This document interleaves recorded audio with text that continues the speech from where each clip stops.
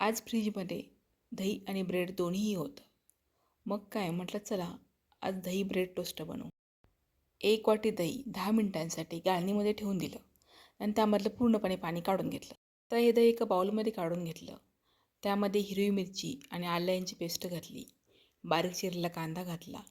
त्याबरोबर कोथिंबीर, मिरी पावडर, हळद आणि चवीनुसार मीठ घातलं. आता हे मिश्रण छान एकजीव करून घेतलं आणि ब्रेडला एका बाजूला व्यवस्थित लावून घेतलं.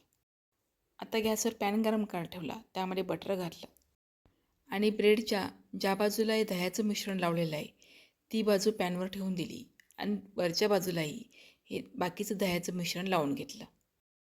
आता मध्यम गॅसवर दोन्ही बाजूनी छान खरपूस होईपर्यंत हा ब्रेड भाजून घेतला.